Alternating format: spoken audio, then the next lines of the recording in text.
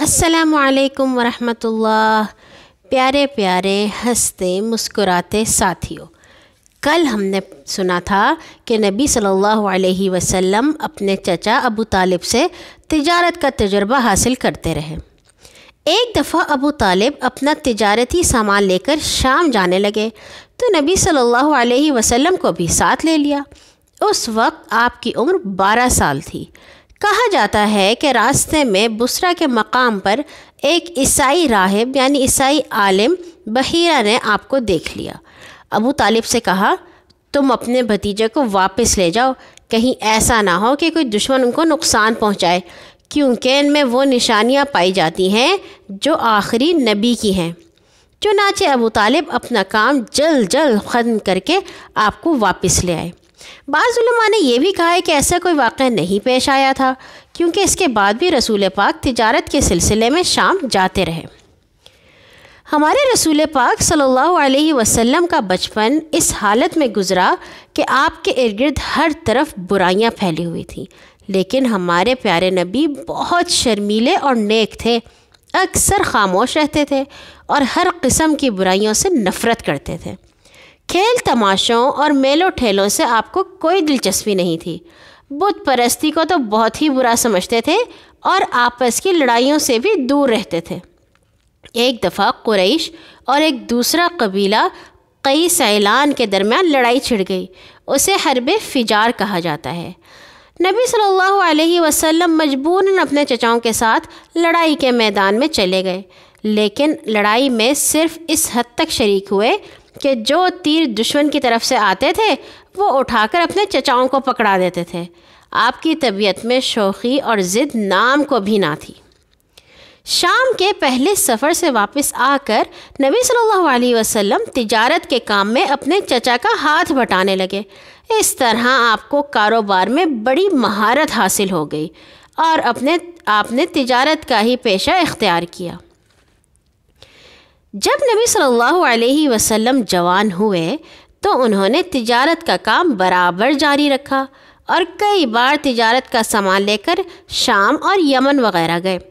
آپ صلی اللہ علیہ وسلم بات کے سچے، وعدے کے پکے، لین دین کے کھرے اور نیت کے نیک تھے، اس لیے آپ کا کاروبار کامیاب رہا اور ہر تجارتی سفر میں آپ کو بہت فائدہ ہوا۔ خانہ کعبہ کی وجہ سے مکہ امن کا شہر تھا۔ جو لوگ اس شہر میں آتے تھے ان کی حفاظت اور مہمانداری قریش کے ذمے تھی، لیکن ایک دفعہ قریش کے ایک سردار عاص بن وائل نے ایک پردیسی سوداگر سے سامان لے لیا مگر اس کو اس کے پیسے نہ دیے۔ سوداگر نے قریبی پہاڑ پر چڑھ کر اس کے خلاف فریاد کی۔ اس پر قریش کے بہت سے قبیلے ایک جگہ جمع ہوئے اور سب نے عہد کیا کہ مکہ میں شہر کا یا باہر کا جو شخص بھی مظلوم ہوگا اس کی مدد کریں گے۔ چنانچہ انہوں نے عاص بن وائل سے سوداگر کا سامان واپس لے کر دیا۔ اس عہد کو حلف الفضول کہا جاتا ہے۔ ہمارے رسول پاک بھی اس میں شریک تھے۔ اس وقت آپ کی عمر 20 سال کی تھی۔ ہمارے رسول روزمرہ کی زندگی میں بھی اور کاروبار میں بھی اپنی سچائی، ایمانداری، دیانتداری اور انصاف پسندی کا ہاتھ تھام کے رکھتے تھے۔ قریش کا بچہ آپ کی تعریف کرنے لگا۔ سب لوگ آپ کو صادق یعنی کہ سچا اور امین یعنی کہ امانت دار کہہ کر پکارنے لگے۔ لوگوں کو آپ پر اتنا بھروسہ ہو گیا کہ بغیر جھجکے بلا کھٹکے اپنا روپیہ تجارت کے لیے آپ کے سپرد کر دیتے تھے، اور بہت سارے لوگ اپنی چیزیں بھی آپ کے پاس امانت رکھواتے تھے۔ قریش کے خاندان بنو اسد میں خدیجہ نام کی ایک بہت نیک، دانا اور دولت مند بیوی تھیں۔ ان کے پہلے شوہر فوت ہو گئے تھے، اب وہ بیوہ تھیں اور ان کے سر پر باپ کا سایہ بھی نہیں تھا، مگر وہ تھیں بہت امیر۔ بہت بڑا کاروبار تھا اور وہ اپنا سامان اپنے ملازموں اور دوسرے لوگوں کو دے کر شام اور یمن کے بازاروں میں بھیجا کرتی تھیں۔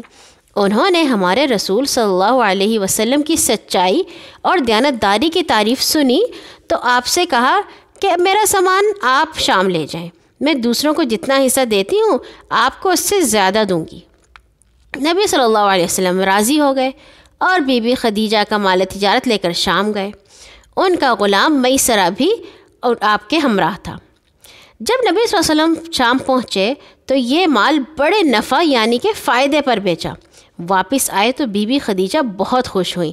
میسرہ نے بھی ان کے سامنے آپ کی سچائی اور دیانتداری کی بہت تعریف کی۔ ان کے دل میں پہلے ہی آپ صلی اللہ علیہ وسلم کی بہت عزت تھی۔ اب انہوں نے آپ سے نکاح کا فیصلہ کر لیا۔ 2-3 ماہ بعد اپنی کنیز کے ہاتھ آپ کو نکاح کا پیغام بھیجا۔ اس وقت آپ صلی اللہ علیہ وسلم کی عمر 25 سال تھی اور بی بی خدیجہ 40 سال کی۔ پھر بھی آپ نے پیغام قبول کر لیا۔ پھر آپ اپنے چچا ابو طالب اور حمزہ رضی اللہ تعالیٰ عنہ کو ساتھ لے کر بی بی خدیجہ کے مکان پر گئے۔ وہاں بی بی خدیجہ کا چچا عمرو بن اسد موجود تھے۔ جناب ابو طالب نے آپ کا نکاح بی بی خدیجہ سے پڑھا دیا۔ اب دونوں میاں بیوی ہنسی خوشی رہنے لگے اور تجارت کا کام بھی چلتا رہا۔ جب نبی صلی اللہ علیہ وسلم کی عمر 35 برس کی تھی تو قریش کے مختلف قبیلوں میں ایک بڑا جھگڑا اٹھ کھڑا ہوا۔ قریب تھا کہ وہ آپس میں لڑ کر کٹ مرتے کہ رسول پاک پہنچ گئے اور اس جھگڑے کا ایسا فیصلہ کیا کہ سب خوش ہو گئے۔ ہوا یوں کہ قریش نے کعبے کی پرانی عمارت کو گرا کر اسے نئے سرے سے بنانا شروع کیا، کیونکہ پرانی عمارت بار بار سیلاب آنے کی وجہ سے بہت کمزور ہو چکی تھی۔ جب بھی بارش ہوتی ارد گرد کے پہاڑوں سے پانی بہہ کر کعبہ میں جمع ہو جاتا۔ کچھ دنوں میں نئی عمارت کی دیواریں اتنی اونچی ہو گئیں جہاں پرانی دیوار میں حجر اسود یعنی کہ کالا پتھر لگا ہوا تھا۔ یہ وہ پتھر تھا جسے حضرت ابراہیم نے اپنے ہاتھوں سے کعبے کی دیوار میں لگایا تھا اور عرب کے لوگ اس کو بہت بابرکت سمجھتے تھے۔ مسلمانوں کے نزدیک بھی یہ بہت مقدس پتھر ہے۔ خانہ کعبہ کے گرد ہر پھیرا اسی سے شروع کیا جاتا ہے اور اس کو بوسہ دیا جاتا ہے۔ اب ہر قبیلہ چاہتا تھا کہ حجر اسود کو اٹھا کر اس کی جگہ پر رکھنے کی عزت اسے ہی ملے۔ اس بات پر سب قبیلے لڑنے مرنے پر تل گئے۔ آخر ایک بوڑھے آدمی نے یہ رائے دی کہ جو شخص کل صبح سب سے پہلے کعبے میں آئے وہ اس جھگڑے کا فیصلہ کرے۔ سب نے یہ رائے پسند کی۔ خدا کا کرنا، دوسرے دن صبح جو سب سے پہلے کعبہ میں پہنچے وہ ہمارے رسول پاک صلی اللہ علیہ وسلم تھے۔ ان کو دیکھتے ہی سب پکار اٹھے، امین آ گئے، امین آ گئے۔ آپ صلی اللہ علیہ وسلم نے اس جھگڑے کا حال سنا اور پھر یہ کیا کہ ایک چادر منگوائی، حجر اسود کو اس میں رکھا اور پھر ہر قبیلے کے سردار سے کہا کہ وہ اس چادر کا ایک کونا پکڑ کر اسے اٹھائیں۔